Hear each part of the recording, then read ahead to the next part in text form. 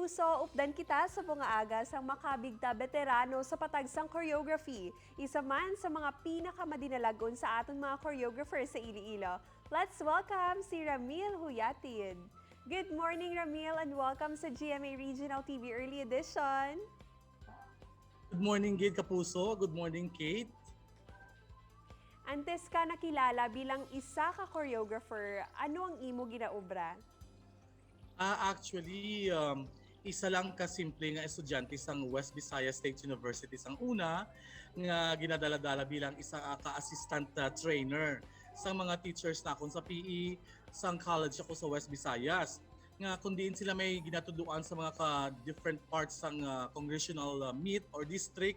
Kaysa una, uso-uso ginang mga competition sa folk dance, kag sa mga competition sa iba nga genre sang saot. So, sa sige nila nga dala-dala sa akon, nga napukaw gid ang akon balatsyagon. Hasta nga na-develop ang love ko sa arts, most especially in the field of dance.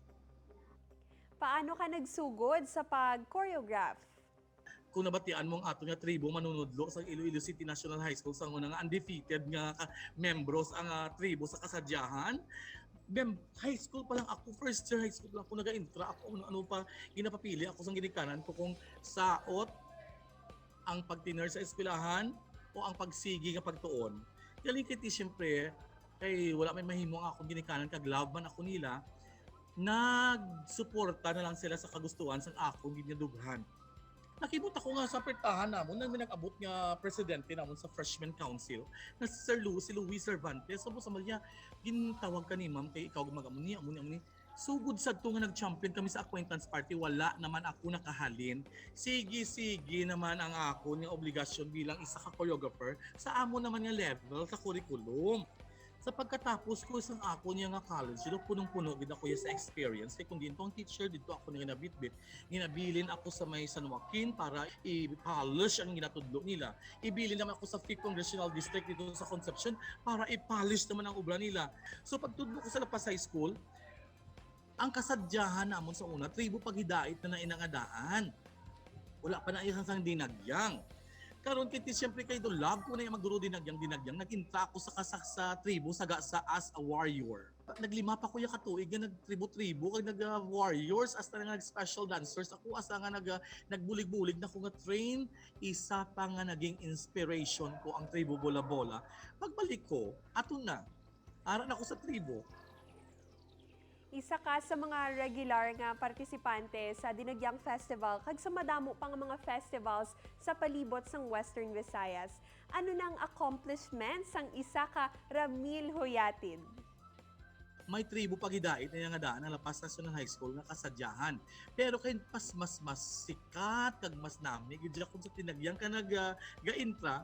So naghimo ko sa ako nga tribo sa Lapas National High School nga tribo pagidait. Naging founder ako sang tribo pagidait sa Dinagyang Festival. Sa 1999, 2000, 2001, naging second runner-up lang ako sa Dinagyang. Pero pagka 2002, 2001, nag-champion na kami in Sigita sa Dinagyang. Okay.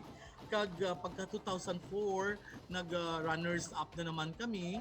Kag pag 2005, 2006, nag-intra naman kami sa Kasadyahan kasi mapahuway ko anay sa Dinagyang. So nag-first runner up man kami sa Kasadyahan. Here comes nga pag 2007, na gusto ko na magbalik. Nag-first runner up lang kami, first time naman kami nga nagbalik. Pero pag 2008, 2009, kag 2010, nag-champion kag nag-Grand Slam ang Lapas National High School Tribo Pagidait.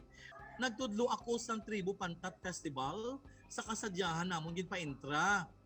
Luckily, ang Tribo Pantat amo ang nagdaog sa Kasadyahan Festival nga amo man ang nag-represent sang Iloilo City sa kasadyahan sa Aliwan Fiesta. Kag nakakuha kami sang first runner-up dito. Nakapaaliwan na kami 2009, 2010, nakapaaliwan kami pero sang 2010 nag-champion kita sa Aliwan. Wala sang siguro sa trabaho sang isa ka choreographer, pwede nga subong ara ka sa masunod, wala na sa makuha sa imo serbisyo. Ikaw, paano mo ginaproteksyonan ang imo ngalan kag trabaho para magdugay ka sa sini nga ulubrahon? Una, insakto ang ginahatag mo nga serbisyo sa mga tao nga luyag nga maging choreographer ka. Ikaduha, dapat naging sincero kagid sa ginaobra mo na hindi lang daw papasapayan nga daw para lang sa bayad, para lang sa imong compensation. Dapat naintindihan mong obra mo kung anong gusto nila, kag ano ang ginapangayo nila sa imo. So dapat naintindihan mo kag kabalo ka. Di ka budlay bala mag-choreograph kung wala ka sang kaalam. Amo gid pinaka-importante ini ang heart kag ang kamot. Serbisyo ang kamot, kaalam ang pagpanumdum, kag ang tagipusoon mo kung paano mo obrahon ang imo nga obligasyon nga sincero kag matuod. Sir Ramil, madamo gid nga salamat sa tion nga ginhatag mo sa amon. Sa liwat, good morning. Good morning gid kid, good morning gid mga kapuso, kag good morning gid sa tanan-tanan mga Ilonggo. Ini ang GMA Regional TV Early Edition.